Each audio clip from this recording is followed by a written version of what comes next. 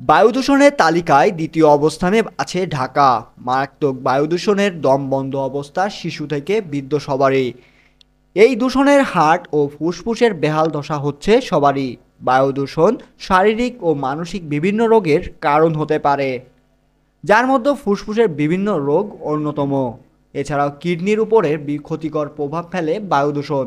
এছাড়া রক্তচাপ, প্রজনন, স্বাস্থ্যের ক্ষতি, চোখ ও ফুসফুসের সমস্যা, ক্যান্সার ও হৃদরোগের মতো অন্যতম কারণ হতে পারে এই বায়ু দূষণ।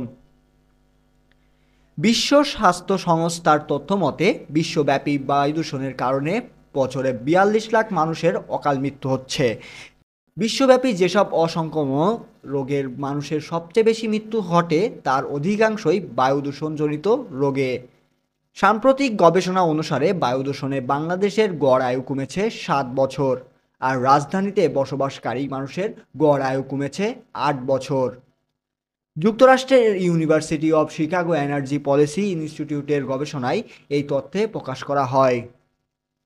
বায়ু দূষণ শরীরের স্বাস্থ্যের জন্য যেমন ক্ষতিকর, ঠিক তেমনি মানসিক স্বাস্থ্যও ব্যাপক প্রভাব ফেলে। খুব কম মানুষই জানে যে দূষণ আমাদের মানসিক ও স্বাস্থ্য নষ্ট করতে পারে। চিকিৎসকদের মতে বায়ু দূষণ মানসিক স্বাস্থ্যের উপর গভীর প্রভাব ফেলতে পারে, যা প্রায়শই অনেক মনস্তাত্ত্বিক ও জ্ঞানী সমস্যার কারণ হতে পারে। বায়ু দূষণের ক্রমাগত সংস্পর্শে থাকার ফলে একজন ব্যক্তির মধ্যে বিঘ্নতা লক্ষ্য করা যায়। বিশেষ করে শহর অঞ্চলে এই সমস্যা আরও বাড়ে। একই সঙ্গে যে কোনো কাজ মনোযোগ দিতে প্রতিনিয়ত অলসতা ও অসুবিধা বোধ হয়। স্বাস্থ্য বিশেষজ্ঞদের মতে বাতাসে উপস্থিত দূষিত কণা আমাদের মস্তিষ্কের কার্যকারিতা বাধাগ্রস্ত করে, যার ফলে মনোযোগ ও সিদ্ধান্ত নেওয়ার ক্ষেত্রে ক্ষমতা ব্যাহত হতে পারে।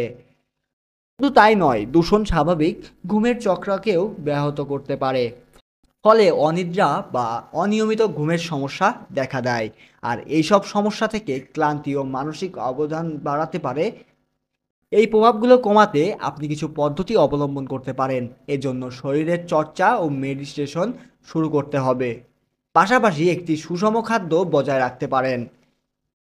এছাড়াও ইনডোর এয়ার পিউরিফায়ার ব্যবহার করুন। বাইরে গেলে, বাড়ির বাইরে বের হলে অবশ্যই একটি মাস্ক ব্যবহার করুন।